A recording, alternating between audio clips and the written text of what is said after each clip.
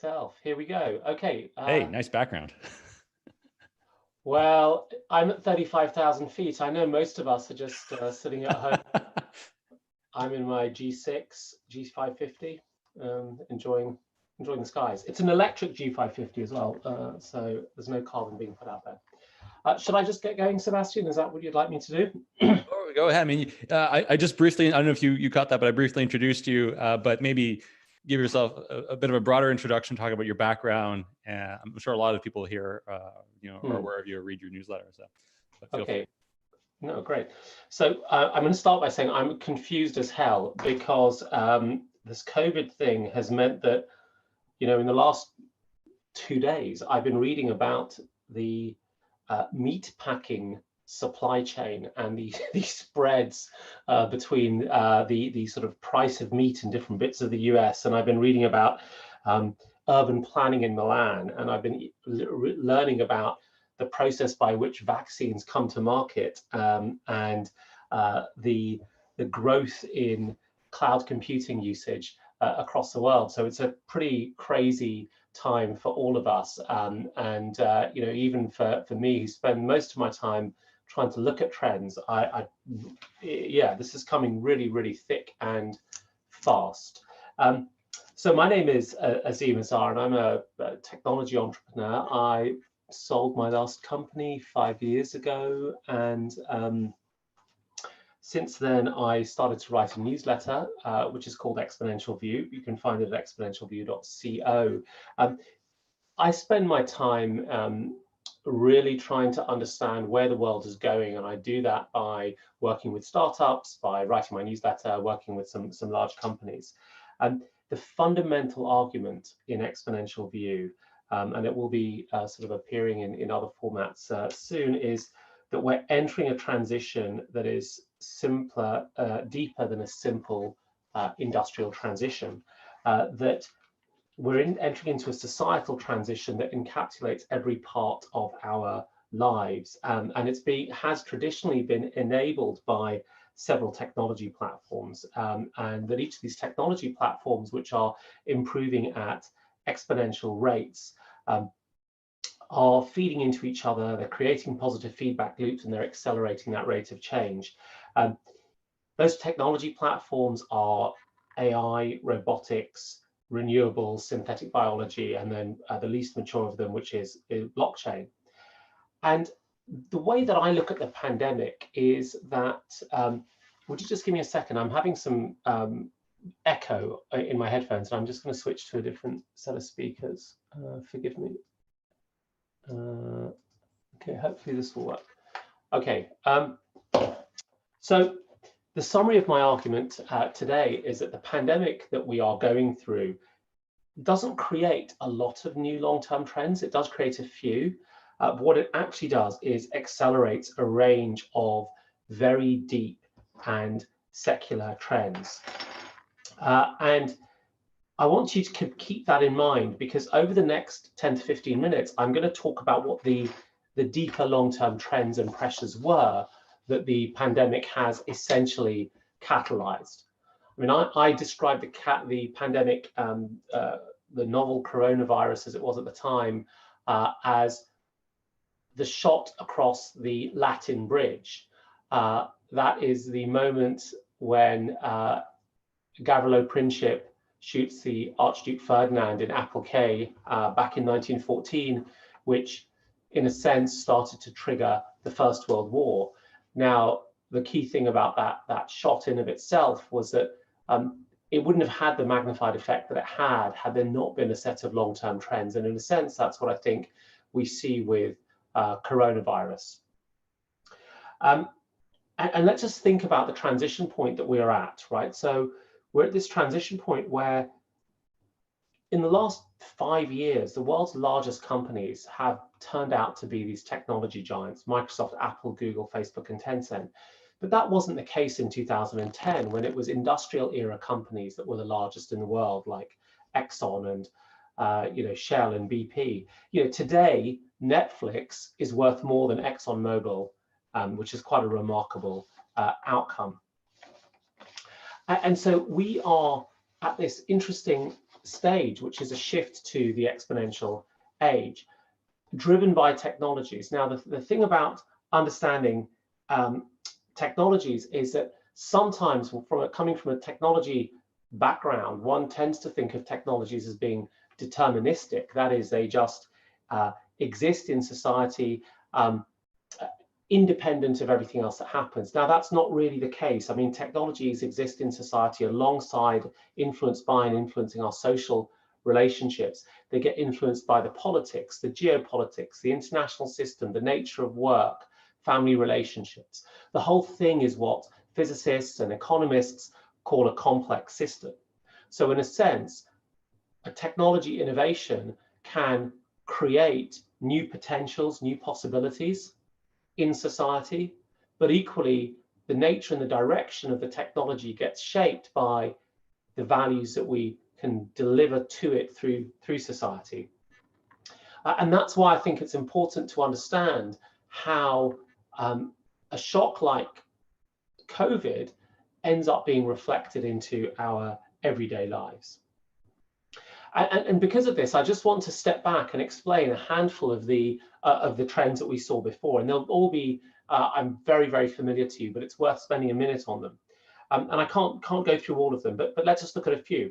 So we've seen this tremendous improvement in the capability of computer processors since they arrived as silicon chips, and Moore's law's relationship over the last 50 years, and in the last few years, the arrival of machine learning and AI technologies and robotics, improved robotics on the one hand, which are really changing the nature of work. So in some cases, they are automating human tasks. In many cases, they're augmenting what humans do.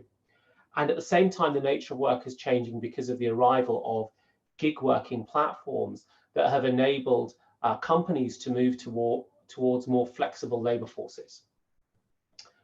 We've also seen in a similar time frame, and this is what is so mind-bending about the period of time we're going through, an energy transition driven by the falling costs of renewables, which when I wrote this sentence, now cheaper than coal, gas, or oil for electricity generation in 2/3 of the world and declining rapidly. When I wrote this sentence, the cheapest you could get contract for solar energy was about 1.7 cents per kilowatt hour. And just yesterday, a contract came out at 1.5 cents per kilowatt hour, which is more than 10% cheaper, just to show that you're always out of date. Even the tensions that we see around deglobalization and regionalization, which really predate the arrival of Donald Trump in the White House, many of them can be seen as a consequence of a battle for global technological standards and governance, which is creating the demand for homegrown technology industries around the world, in particular in China. But even a longer term trend, which is the attenuation of world trade because of that regionalization, facilitated by automation and by 3D printing. I mean, how does automation play a role in bringing production from a far off country closer to a producer? It's because the supply chain has been driven by what's known as labor cost arbitrage. Workers in China or Cambodia are cheaper than workers in Germany or the US. But if you can automate a lot of the manufacturing, that cost disparity disappears, and you get your production closer to home. That had been going on for years and years. And we'd also seen this absolute savage attack on traditional ways of doing business, whether it was producing petrol and diesel engined cars, whether it was vertical industries, but a relentless attack on the traditional industrial sector structure from platform-based companies and from new entrepreneur-driven firms. There are many, many of these trends. Food delivery was booming even in cities like New York, well before coronavirus was a word. So what's quite interesting, I think, about this pandemic is that it wasn't unpredictable. Bill Gates had his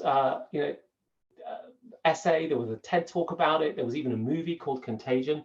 To use the phrasing of Nassim Nicholas Taleb, the statistician, this pandemic is a white swan. It's not a black swan event. It's something where, we didn't necessarily know when it was going to happen, but we had a sense it was going to happen.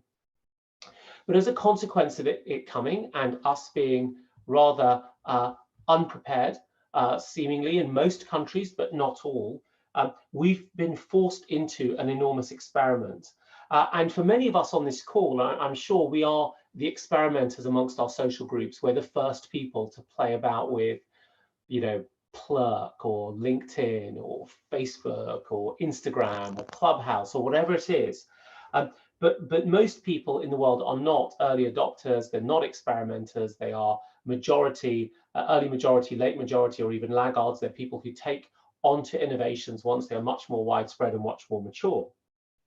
And what's quite interesting is we've got this massive experimental behavior that is usually reserved for tech founders and millennials alike. And so when I think about the pandemic, I try to think about a handful of questions. In particular, what of these changes are going to stick? And why might we think that they're going to stick?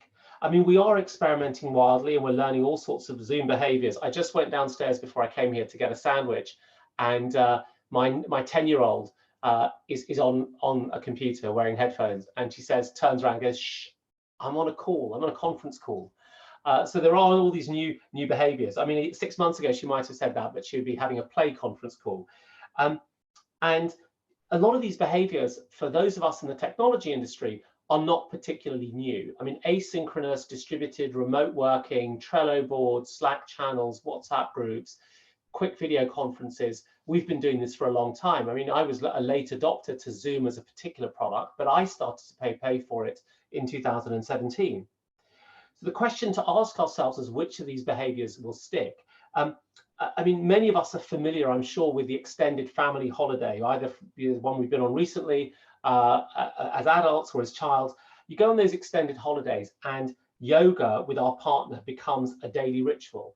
We sort of get up and we have a meditation at dawn together as a family, and we play board games, and I play board games with my teenage kids, and we're not having arguments in the evenings, and we all say to ourselves, well, when we get back home, we'll take this behavior forward. And we'll continue, because doing yoga every morning overlooking a beach is a wonderful thing to do. And of course, reality bites when you get home and you abandon these behaviors.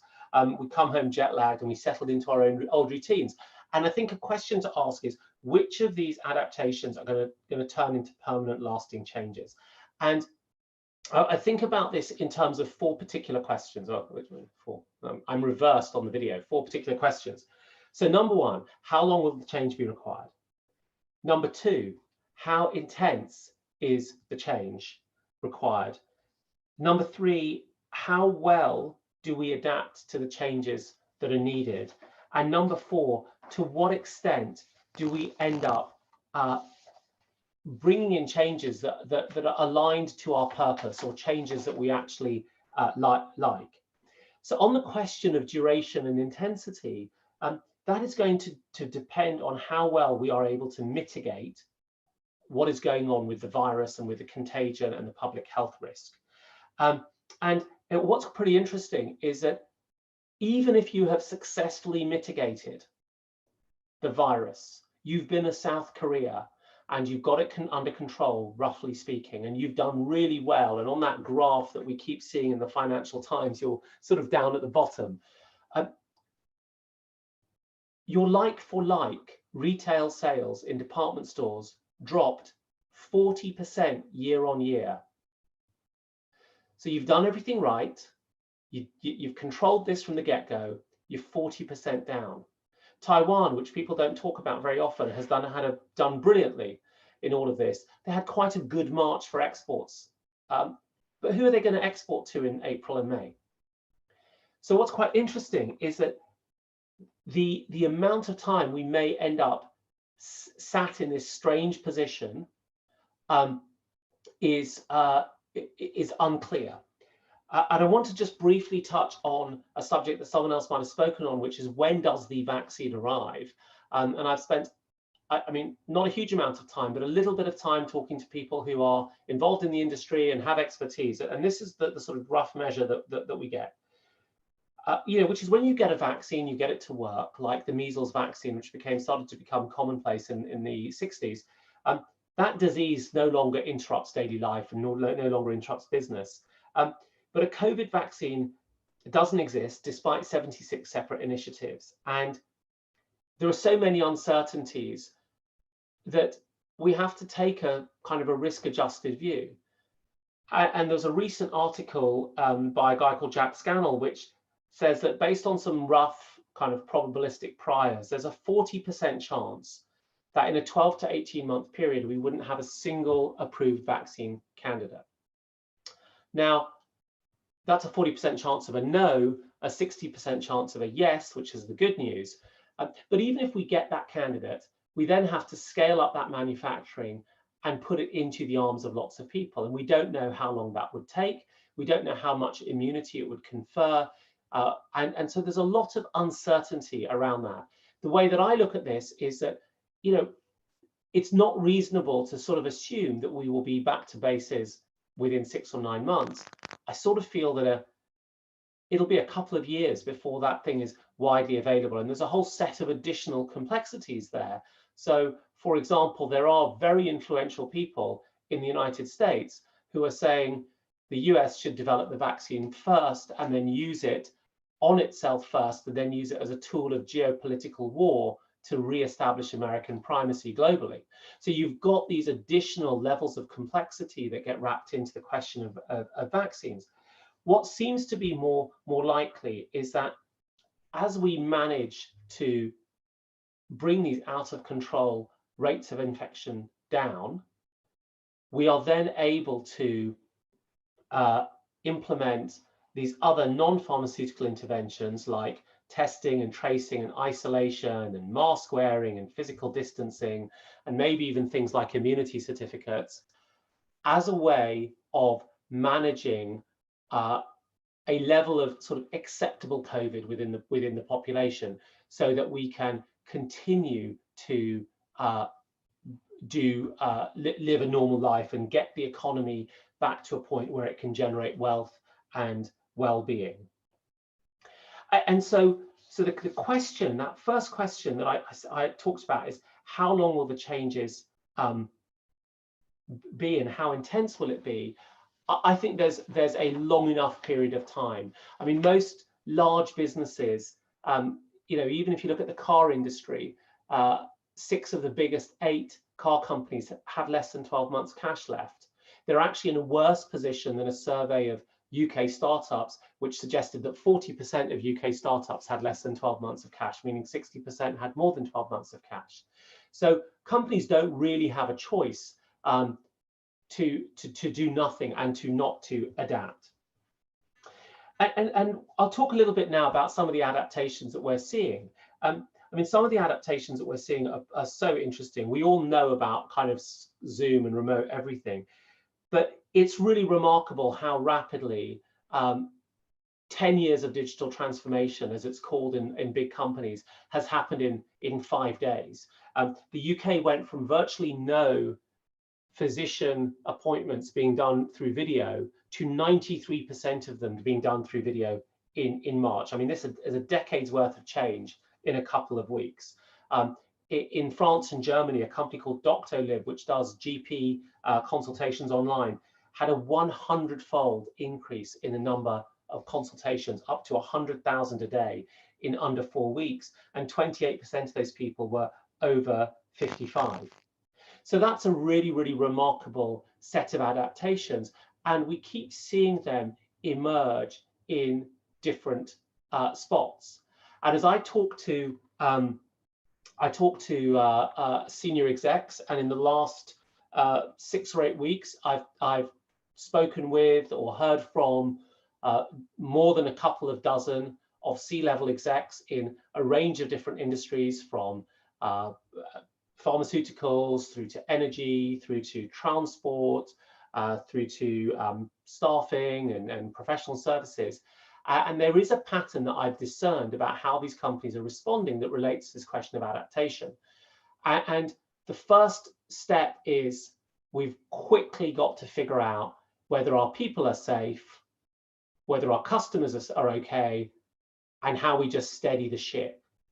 And now they're starting to ask questions about what does our future start to look like. And I think I found it pretty interesting looking at one particular area category, which was the restaurant booking business. So the restaurant booking business is not having the best month of its life. In fact, OpenTable, to their credit, publish their levels of bookings right now and how far off the norm they are. And you can go and find it. I actually tweeted it recently, today, I think. They're at 100% down in every market that they track on this particular data dashboard, which is places like the US and the UK and Canada and Mexico and so on, which is incredible. I mean, it's devastating. But they're still servicing their customers, because what they're starting to do, not just at OpenTable, but Resi as well, is say, how do we construct offerings that allow our customers to continue to serve their customers? And there's something that I find quite heartwarming about that, which is to say that they've, perhaps it's for existential reasons, but perhaps it's also just that they've understood that they're in the business of serving the restaurateur. And this is what the restaurateur needs now, which is help taking online orders and so on and so forth. So there is a whole host of these types of adaptations.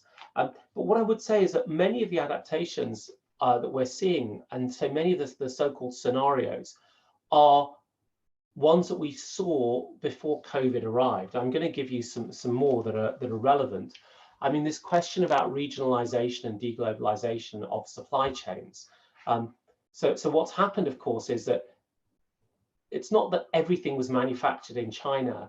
It was that supply chains were complex and fragile and distributed around the world. So you might have a product that has 700 or 800 components, and there's one tiny little component that comes from one country that happens to be in lockdown, and as a result, you can't actually finish your final manufacture. And companies have been thinking about altering their supply chains for quite a long time. And the battle between the US and China was driven by a few things. It was driven by the fact that Chinese labor costs were rising, and it was driven by the fact that China wanted to be a tech innovator and not dependent on the US for a critical industrial input, which was silicon chips. And this trend of reshoring for companies or Chinese independence predates the election of Donald Trump and some of the more lurid language we've seen since then. And investments in robots and automation and 3D printing were really making reshoring a distinct possibility.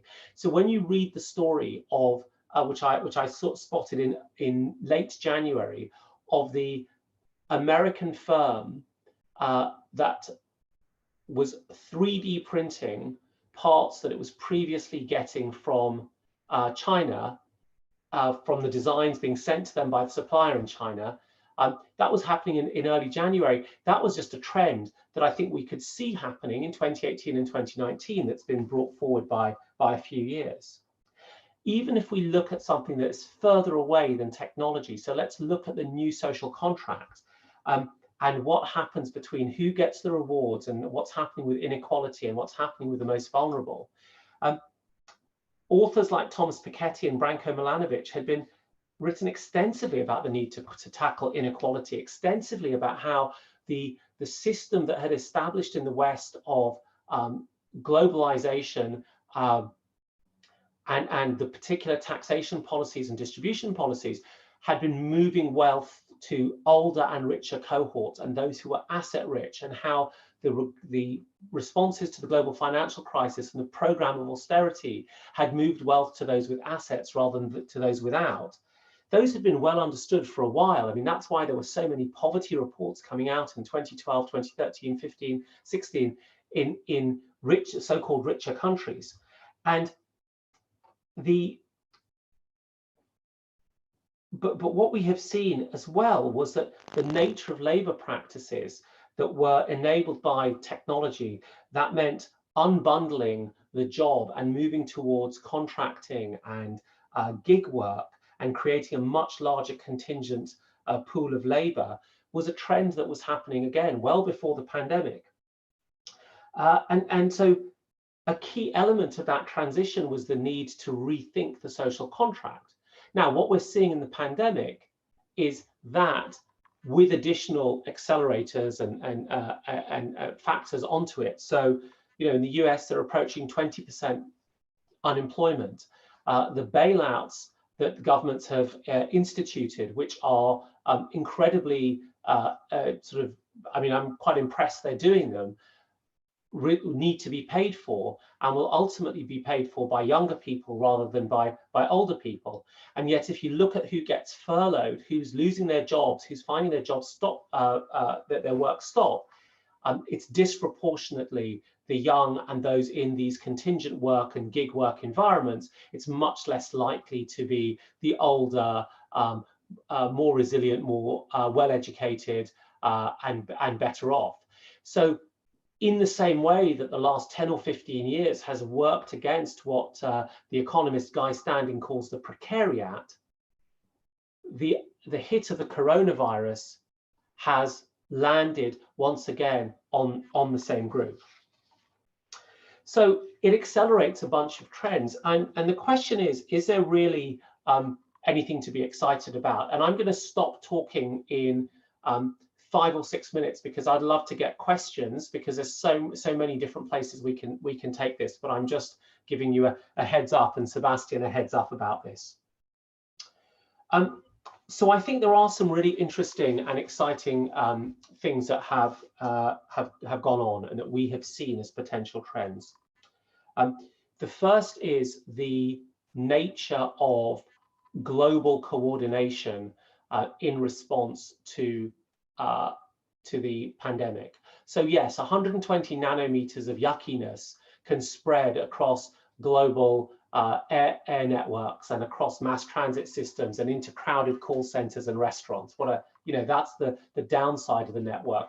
The upside of the network is that we have been able to share information and collaborate about this pandemic across borders and take learnings very, very rapidly across those borders. And what we've seen, therefore, is a real tremendous marshalling of science and a marshalling of research and a marshalling of engineering right across the globe. I mean, I'm sure, and I wish there was a way of this being a live audience and I could see you all put your hands up, but how many of you saw the story about the engineers who built a breathing apparatus in Milan out of scuba equipment or diving equipment? Probably most of us saw that. And yet that was Milan. It was a local innovation, and we heard about it during the midst of this global unfolding global crisis. So there is something about demonstrating the value of the network alongside all of the weaknesses that the network has given us that has emerged. And I think that's pretty exciting. I think the other thing that's exciting is that it has really, really accelerated some novel techniques.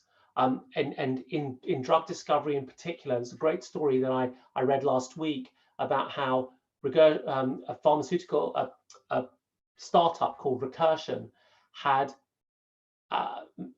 searched using machine learning, had searched on the efficacy of over 1,600 drugs for how well they would work on treating SARS-CoV-2. And the one that stood out was remdesivir, which is the drug that has actually ended up working most effectively. So that's also a really interesting positive that we can take away. There's another positive, which is that return of community spirit and local social capital. I mean, the diminution of that in the West was written about in book after book, and yet I've never got to know my neighbors better in the last 6 weeks, and I've never got to care about them as much as I do in the last 6 weeks. I'm sure many of you are familiar with Nextdoor, which is a social network for locality. And the thing about Nextdoor is that people have always often complained that Nextdoor is just a place where you moan about a burglar or vandals. And Nextdoor has become transformed. Usage is up 80%, and there's been a 7-fold increase in groups that are about helping neighbors coordinate to help each other. And so we've also seen the value of grassroots effort. In the UK, United Kingdom, and in a couple of other areas, there have been real shortages of this thing called PPE, which I didn't know what that was 10 weeks ago, personal protective equipment, apparently. And there has been a cottage industry, a group of small manufacturers and hobbyists who've gone out to create PPE and start to meet the shortages of it. So you are starting to see the value of these grassroots efforts and how they can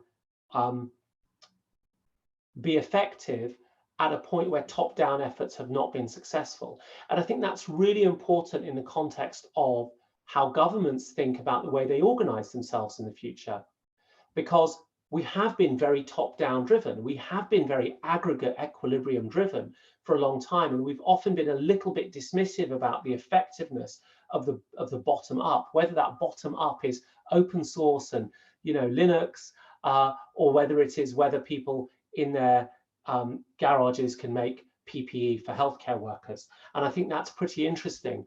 And I think the other dynamic that's interesting, and just to bring this trend of decentralization without mentioning blockchain, except just then, back in, is cities are starting to understand how, well, they've already known, but I think we're starting to recognize how city level responses are important. And so, we've seen cities like Milan and Paris and other places say, look, we're going to accelerate the rate with which we turn roads over to pedestrians and cyclists. But they're also thinking about how do we construct some kind of energy and food self-sufficiency through techniques like vertical farming and decentralized energy generation. We call it community solar generation, amongst other things. And I think there's a couple of other interesting dynamics. There are so many, which is why I wanted to turn it back over to Q&A in this respect. Another interesting dynamic is the nature of the Zoom call, and how in many Zoom calls, we are all the same. We're all little squares, little tiles on the screen.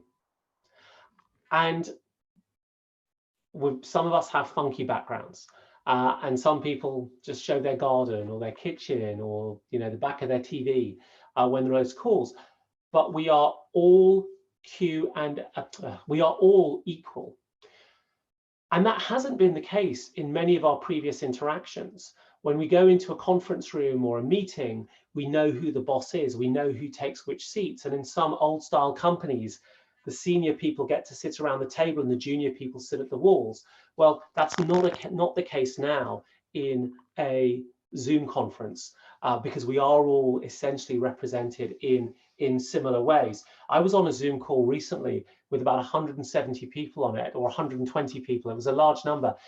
And it was remarkable because I was just an attendee. I wasn't speaking or anything, but I was Googling some of the names of the people who were on there. And I was thinking, it's amazing that we're all just sitting at this equal level. We would never have done that in a conference. You guys would have been sitting in the front row and I would have been, back up in the gods. And I think that's pretty exciting. One of the things I think that we have to contend with is that a pandemic like this can't survive purely on bottom-up, decentralized activity. It does still require some kind of top-down decentralized activities. And one of the things that concerns me about the two countries that I know better than others, the UK and the US, is that over the last 40 to 50 years, we've really weakened the capability of the state not so much in how much it spends of national income, but actually in terms of how much trust we have of it and how much capacity and capability it has to respond well. We've done it through the politics of Ronald Reagan and Margaret Thatcher, who both took aim at the state as this anti-entrepreneurial, anti-innovation organization. Now, the challenge there then is that actually we do now have a little bit of a capability vacuum, and that gives us, all 89 of us who are sort of on this Zoom call, an opportunity to step up and to some extent fill that gap. And when we do fill that gap, I want to leave us with a thought, and it is leaving us with a thought or a suggestion. One of the things that New Zealand has done very well is handle the COVID crisis. Something that I saw that they had done in a newspaper report was put up lots of big billboards around the country that just say, be kind. And that could be quite a good scenario for the future as well. So Sebastian, I've spoken for more than long enough, and I think it's quite interesting if we get into a Q&A. Yes, and that was truly amazing. Thank you so much for sharing all those insights. There's so many things. I've got like 3 pages of notes here that I'd love to run by you, and questions in the Q&A session. So you mentioned grassroots movements. You mentioned also how everyone's an equal, and I think that there's a lot of that resonates with this very conference. Like this very conference just came out of nowhere. We put it together in the last 3 to 4 weeks, and the people that we've been able to get at this conference are people who are, as far as I'm concerned, typically outside of my community, outside of my reach, and we've been able to get like so many great speakers such as yourself on this conference because of this very, I think we're this sort of feeling that everybody's on an equal playing field, and nobody seems unattainable anymore. So that's been a really interesting trend that I've seen here for this conference, and sort of generally in the way people interact together.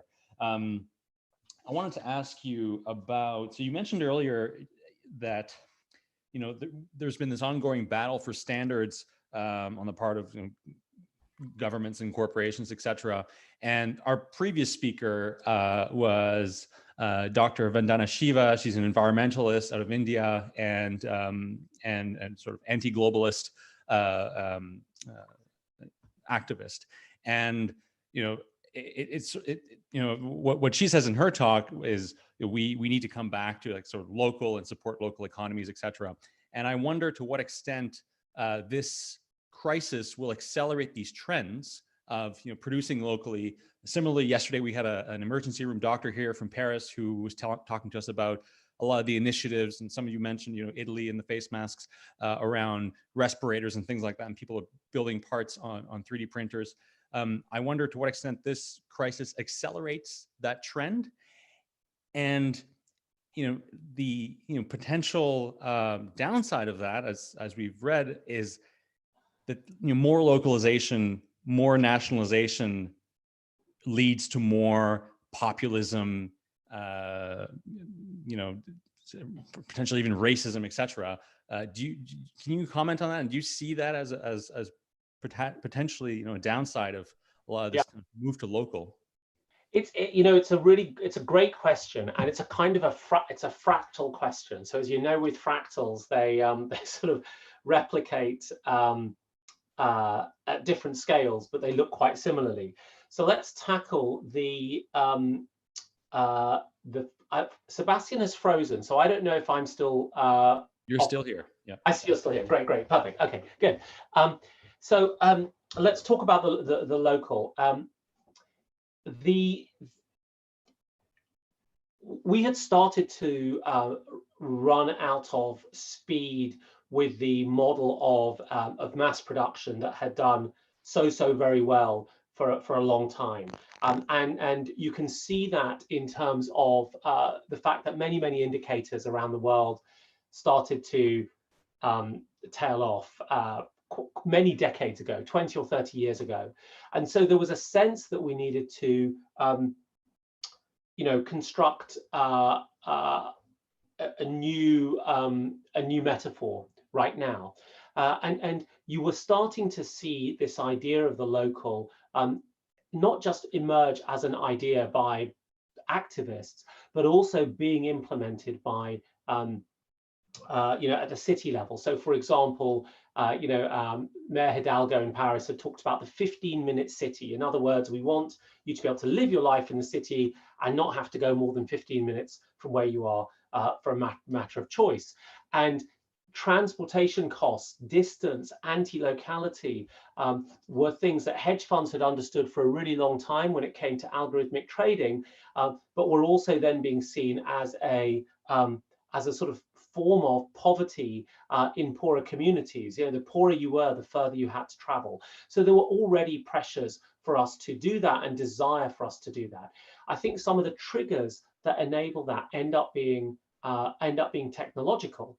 And so if I looked at the reason why I would need to travel or stuff would need to travel to me, much of it was resolved technologically. So I would have to go to the office because that was where there was a fast internet connection and so on and so forth.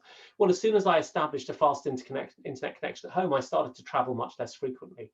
So I think that there are lots of reasons why we will see more localization and to some extent more local point production. Not least that this is now also reflected in the way urban planners are starting to think. They're starting to think in terms of resilient and sustainable cities that manage on their own footprint. And we need cities in order for them to, essentially manage the population growth that we're going to see, particularly in sub-Saharan Africa.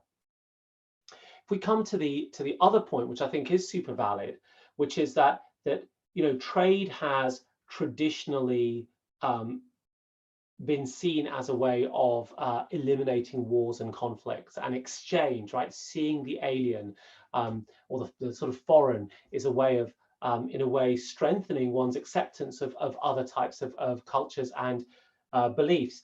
And we have seen that it's actually easier to build walls than it is to build bridges. But we also have to recognize that there's some aspect of human behavior that likes to hang out with people who are like us. I mean, if you're it's very, very difficult. I would suggest people try to do this. If you're particularly right wing, to go out and hang out with left wing progressive Twitter for ages and just keep doing it. Or if you're left leaning, hang out with sort of right wing anti-culture warriors for a long time. It's difficult. This pattern of homophily, birds of a feather flocking together, emerges across networks. So I think that it is challenging. And I think it's also challenging in the sense that we have a global technology system, particularly around the internet, that emerged out of these American standards. It doesn't matter whether they were the right standards or the wrong standards. The fact is they sort of emerged from that. And we had interoperable systems. And through the actions of the GSMA and market share, GSM has become the standard for mobile phones. But those of us of a certain age will remember that TVs used to have 3 or 4 different standards. PAL if you lived in the UK, CCAM if you're in continental Europe, and NTSC if you're in the US and Japan, and one TV couldn't work from one place to another. And it creates not just interoperability, but the elimination of a lingua franca loses some of the network value, that sort of Metcalfe's law n-squared network value that you would expect to get. And when I look at technology standards and technology bifurcation, I don't have a great answer right now. What I see is greater demand by nation states for national sovereignty over data, and that national sovereignty over data will start to drive down into how they think about their software code. And if they're big enough, it will be reflected in the chips they actually use. So the ambition of the Chinese is that by 2030, 40% of the silicon chips they use are homegrown, home designed, home built, as opposed to less than 10% today. We will clearly lose something if we lose interoperability. And it's possibly the case that in the time that we have between now and then, that we will establish better standards, and we'll need to find some way of doing that. In the little work I've done in this area, the general view is there isn't a multilateral institution that exists that can knit all of these things together, and that we're just going to have to start as bands of brothers and hope that we can get more people to join our merry quest towards peace and harmony. Thank you. Well, we'll open up the questions in the QA. There's many questions here. So if you'd like to ask your question, and I think it's better if people are asking their own questions, just raise your hand in the participants view, and I'll give you access to speak. So we have one question from Trista Bridges, who was actually speaking earlier this morning. Go ahead, Trista. Hi, I'm here. Can you hear me? Hello? Yeah, we can hear you. Great. So the question that I had was actually around, you spoke a little bit earlier about this kind of 2-year time frame until we get back to normal, and we kind of have to learn to live with this virus. And I'm curious as to what you think might happen to industries that are basically aligned around a model that's not compatible with that at all. So I'm thinking about travel, for example, if you look at the hotel industry or airlines, the event industry, entertainment industries that really are predicated based on getting as many people as possible into one place at one point in time. Yeah, it's a really, it's a tough question, and maybe we can unpick it sort of segment by segment. So I think if we look at the entertainment business, and say we look at the movie segment, it's I think the movie industry will have to think quite hard about the extent to which they're wedded to theatrical release versus releasing even at a premium on digital channels early on, which I think some studios are starting to do. They may later on have an issue about supply, in the sense that if they've got social distancing in place, they may not be able to film any more movies. But that's an issue. When it comes to travel and tourism and events, I think they will fundamentally have a really difficult question about how they rebase their business. And the reason is, as you point out quite rightly, this is about large numbers of people coming together. But it's not just about large numbers of people coming together. If I'm in a plane which is only half full, can you get the economics of that right? I'm willing to pay a premium, maybe if it's an important journey, but there'll be journeys I won't want to. But I also run the risk of being stranded in God knows where. I mean, I'm stranded in, Copenhagen or Chicago or Caracas for 2 weeks, and then have to wait 2 weeks before I come back into the country. And these are all things that will, I think, markedly make it difficult for the airline industry. Now, the point is, it's an important industry and it has influential political capital. So the way they work their way out of this will inevitably be through negotiation and discussion with national governments. But I find it hard, and I'm not an expert in the industry, and I don't have particular visibility about how they are thinking about making these adaptations. But with those caveats in mind, I find it hard to believe that they will bounce back to the levels of 2019, even in a 2-year period. And there are a few reasons other than the ones I've given, not least that I think that kind of discretionary spend, especially for families, is going to be lower down their agenda. 25% unemployment, 20% unemployment, many people realizing that they walked into this and they didn't have sufficient resources to feel they had any personal self-control, personal control or agency going into this. And those of us who are a little bit more paranoid and prepperish like me, we felt a little bit more control because I had some resources, because I had watched the TED talk and I had taken it seriously, or a little bit seriously, not as seriously as my friends who had hundreds of liters of hand gel in early January. So I think it is a really, really difficult, hard question. What the CEO of Boeing has said is, he doesn't expect things to return for him from an economic standpoint for a couple of years. The CEO of Lufthansa has said several years and years until we recover to the levels of 2019. I would contend that if it's years and years, that the recovery will take a very, very different shape, and that we won't likely be just jumping on a plane for a 1 hour meeting that's 400 miles away.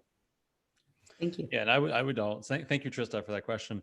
As I mentioned yesterday in my opening remarks, I think that whatever the future holds, it will never be like what it was before, right? Like we're moving forward, we're not moving backwards now. There might be certain similarities between the future and the past, but whatever the future looks like will obviously look very different. So the airline industry will be structured differently, but also like offers to passengers, etc., and like the mode of travel itself. So I think that's important to keep that in mind. Is like we're not going back and replicating what happened in the past, but more so finding new norms for the future in this new reality, which is a reality where pandemics can hit, and we need to be prepared. So we got more questions. One question about VR. Go ahead. You're unmuted. Hello, can you guys hear me? Hi. Yes. Yeah, thanks. I didn't expect actually to come to the mic.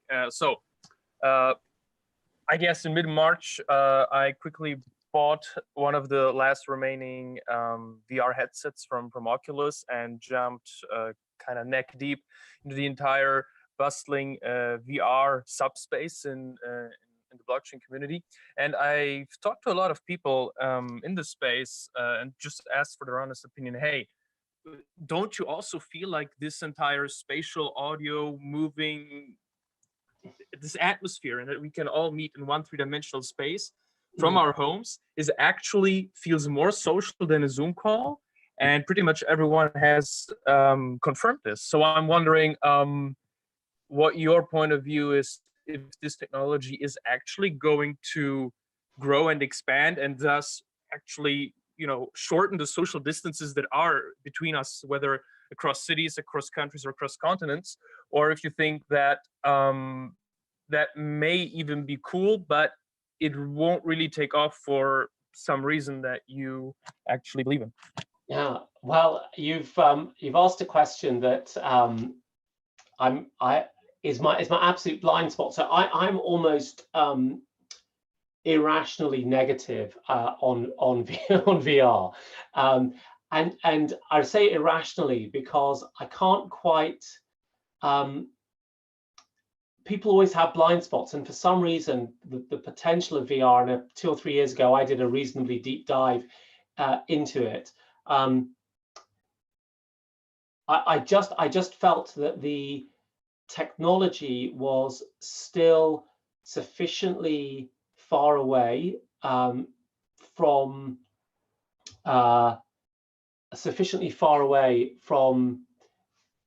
being just good enough. It just works, and the delta between doing other things like being on a Zoom call, or actually, frankly, just listening, having your headphones on and having a normal phone call, was not sufficient outside of certain very, very specialist activities. I mean, gaming might be one, but there are also industrial applications of the technology. So I buy the theory. What I haven't seen is the product service fit that will take off, rapidly and instantly and at the right price point.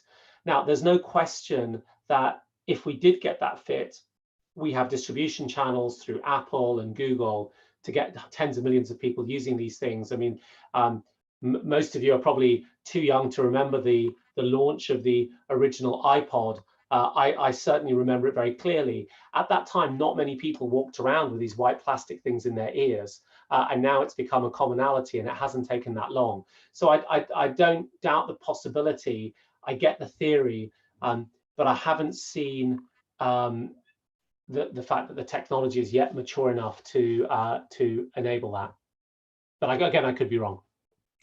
Yeah, I don't know if you've seen some of the initiatives in the crypto space. There's been quite a few crypto and Bitcoin meetups and conferences, well, maybe one or two, which use VR. And it seems interesting. Like I haven't participated in any of these, but I like the idea of like just being able to, like, I don't have a VR helmet, but if I had one, I think it's definitely something that I would participate in. But I think the price point has been one of the things that is like quite prohibitive for a lot of people, is like buying a $200 or $500 VR helmet. I would just say something. I mean, I did spend time,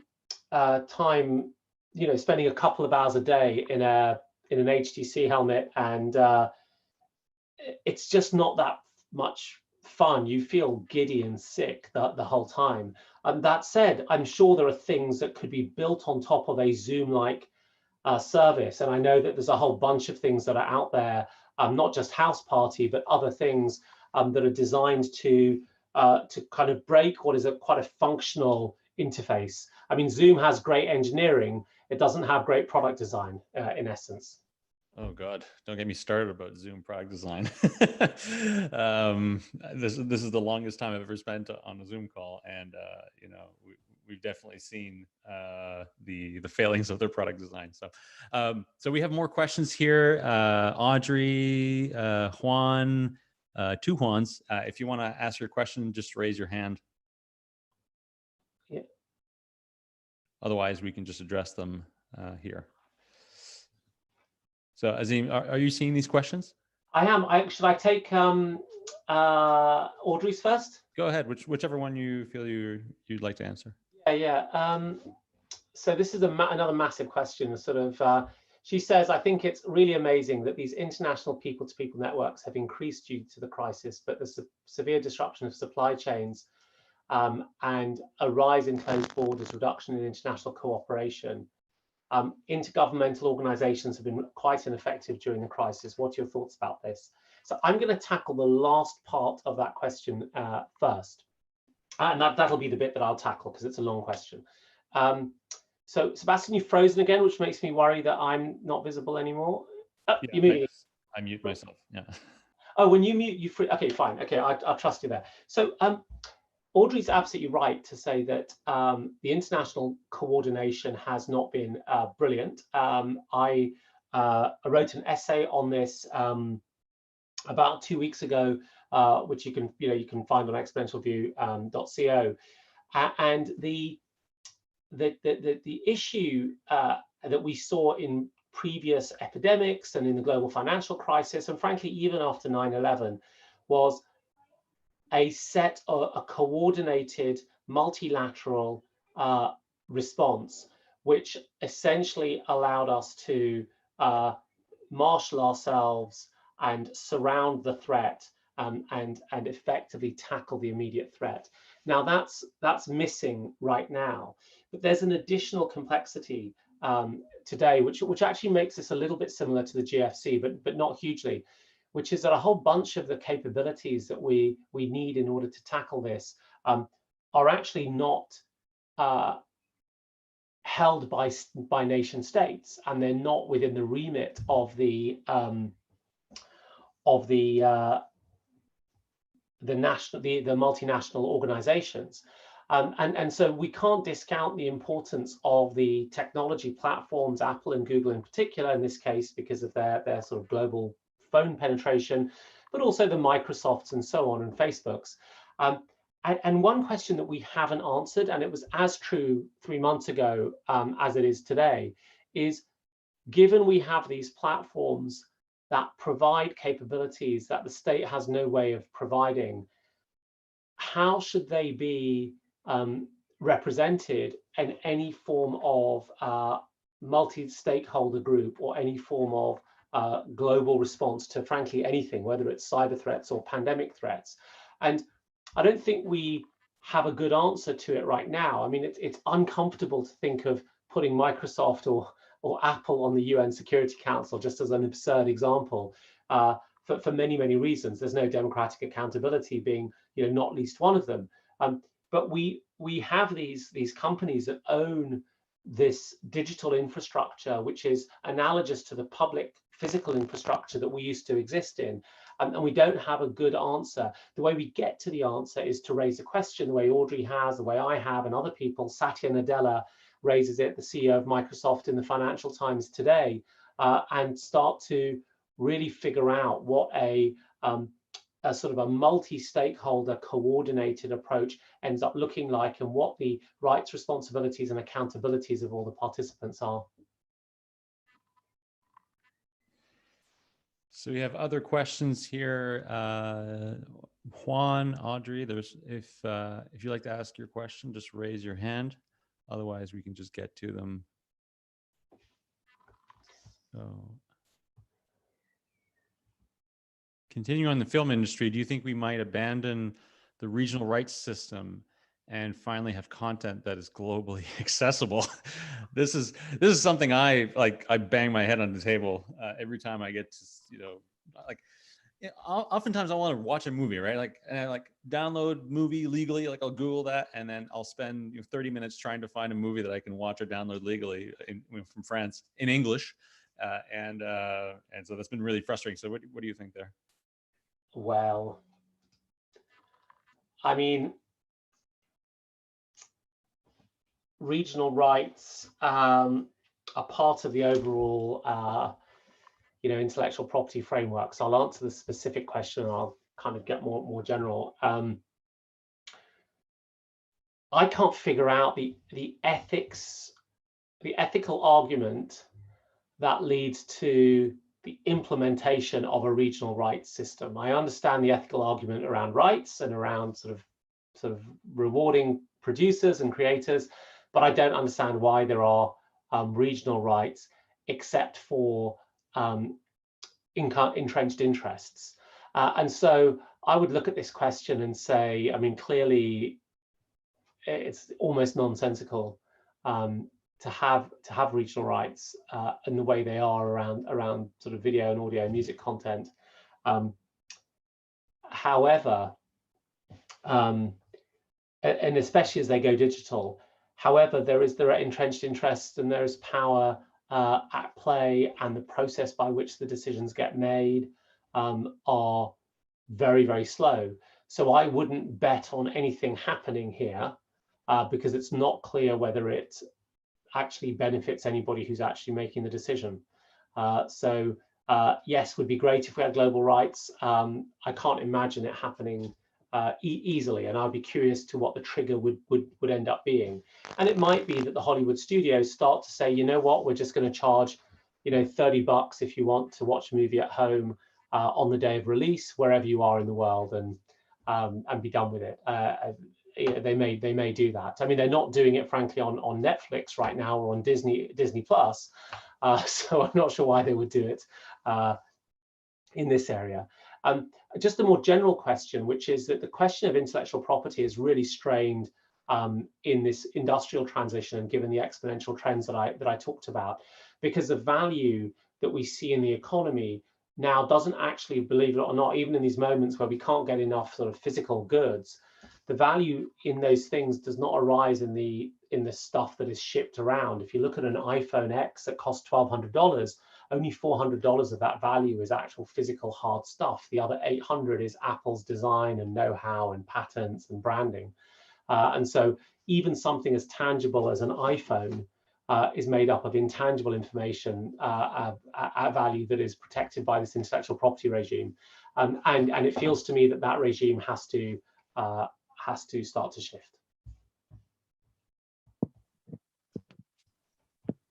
Go ahead. I am unmuted again. Yeah, you're on. So thanks. So another question I had was related to to climate change. In fact, within the last week, we had a quite surprising reversal of business and corporate thinking in Germany with respect to how the climate change crisis should be approached. They turned with a very strong proposal to pro-taxation, pro-incentives, literally putting the pressure on business and arguing that this crisis and the fact that basically all the processes in business, so business as usual, is basically broken up, and they want this to be used as an accelerant to actually lead to positive climate change. My question is, how does the situation look like elsewhere in the world, outside of Germany and Europe? And are you maybe even aware of any bottom-up approaches to approach active decarbonization? So not, things from business or from regulators, but things that actually start at the very root. Another keyword might be local action. Yeah, so it's interesting how Lufthansa got a bailout. That's a German airline as part of this green recovery in Germany. I guess that goes to the complexity of the problem, the complexity that politicians have to deal with. There's a whole bunch of things that are happening within the climate change space. You have things where the problem has essentially been so clearly specified, and we know what the solution is. So in electricity generation, 1.5 cents per kilowatt hour, which is about better than a third of the for solar energy now, for solar generated electricity, which is about a third of the price of gas or coal or even oil at its reduced price, is a no-brainer. In fact, you could get 3 times the capacity for the same amount, and you can actually tackle then the intermittency problem, because you can have solar here, wind there, and high voltage long range DC lines piping the power from one place to another. So you get this situation where we clearly know the path, and that if you're investing in a new coal station or an oil station, you're really going to struggle to get the financing you need, because these payback periods are 25, 35, 40 years. So that in a sense has already been tackled. What remains though is an enormous bunch of harder to deal with situations. So land use, heavy industry, cement manufacturing, and these things make up the majority of our greenhouse gas emissions. Now, the good news is that consumers have decided. They had their own little catalyst, 16 years old and very powerful last year. And you notice that, I'm sure you know that last year was the first year in sort of public surveys that more than half of Americans said climate change was the #1 issue for the country. It was 72% of Democrats and 20-something% of Republicans, and it's the most partisan issue they have, but it was still a majority of Americans. And I think that's important, because consumers make individual choices. And given that then there ends up being consumer pull, you would then imagine the entrepreneurial sector, as they have done, to respond to this by starting to say, okay, what are the tools consumers need in order to meet this expressed desire they have to have a lower footprint? And alongside that, cities, which is where we spend most of our lives, are taking a tremendous amount of climate change leadership. And they're thinking in terms of sustainability and walkability and water reuse and all of the things that actually really matter when we think about overall environmental sustainability. So that is a positive tailwind. And finally, you have the fact that there are very few companies now who will willingly stand up and say, we don't care about our targets. And in fact, it's the other way around. So 10 days ago, Shell, which is responsible for 3% of all of mankind's emissions since 1961, has said they'll be net zero by 2050, and they join a long range of list of companies that are heading in that way. And I think at some point, the combination of all of those, together with the fact that the providers of capital, the finance industry, are now pricing in climate risk, means that we'll move in that direction. The paths to getting to beating the sort of 2 degree or 1.5 degree are really unclear and not very obvious, but I think that we've got a mix that works. The extent to which the bottom-up stuff matters, I think it does matter. Lots of people say it doesn't. I happen to believe that if enough of us coordinate and demand, we can affect change. And we've already started to do that by demonstrating that we want to own Teslas rather than Mercedes. Anyway, the plural of Mercedes, own Teslas. Mercedes, yeah. And by demonstrating that we want to eat less meat, which is already also happening. We are signaling into the market. And for once, there are not many strong countervailing forces that are saying we shouldn't be doing that. So if you have just a few more minutes, I'm conscious that you've been here with us for quite a while. But thank you for staying on so long. I have one last and final question before we move on to our next panel. We talked about gig work and how the gig economy has been sort of accelerated through this crisis. But the gig economy has existed for several years. It's well established, and there are millions of gig workers throughout the world. How does this crisis? I mean, we know that this crisis probably will accelerate it, but in what ways will the gig economy shift? Do you think? Like, how does this affect the gig economy in other ways than just accelerating it? So the answer to this, as it is to so many questions, this is actually one of the toughest questions. We don't really know. So let me lay out some potential paths. The gig economy, as you say, had existed for a long time, and no one really cared about it. And the world split between the Deliveroos and the deliverees. We were the Deliveroos. This is a phrasing that a wonderful British entrepreneur who runs a company called Ometria came up with. The Deliveroos were the ones who answer the door, and the deliverees are the ones who stand in the cold handing us our food. And in a sense, nobody much cared for what had happened to the contingent worker over time. And even well before the platforms emerged in the way they did, we had moved many, many workers onto what are known as zero-hour contracts, which are essentially it's gig work, but just not through an app. And it hadn't really been an important issue. And the way the narrative of the so-called sharing economy was presented, it was presented as freedom of choice, which is very much a kind of West Coast libertarian, stick it to the man type metaphor. And so we looked at the gig economy in these early days and didn't really dig deep enough. What started to happen in the last 3 or 4 years has been entrepreneurs started to argue that we needed to have, not just entrepreneurs, sorry, many people were arguing this, but entrepreneurs started to respond to build tools that looked like a safety net for the gig economy age. So fractional car insurance and health benefits and pension-like benefits, the types of things that a traditional employment contract might have given you. Even cash flow consistency was some of the things that were being presented. Now we sit into a situation where in the US unemployment is approaching about 20%, and the same is going to be the case in many other parts of the world. So we're going to have very little choice but to reimagine what employment relationships look like. And the last time that rich countries found themselves in this position, and I'm not thinking so much about what happened to the Southern European countries during the global financial crisis, because there was a path there and there were some political routes out, but it was after the depression in the US, and it created the modern functioning welfare state system they have in the US, to the extent that they have one, even if it's sort of denuded to the kind that we're used to in Europe.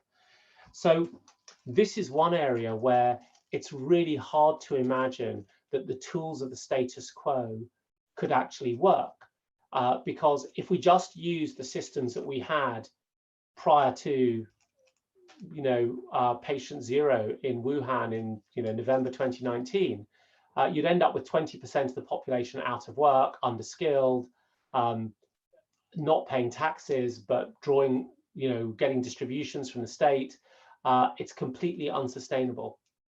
And so in order to tackle that, we'll need some kind of vision. And now that vision could be something like, something like a universal basic provision, a universal safety net of resources and cash that allow people to then, work in ways that are less full-time and less contracted. It might be that states say, well, we're not willing to have that, but we do want people in work, so we're actually going to request less labor market flexibility and more employment contracts. So if you want to operate in this country, you're just going to have to employ people.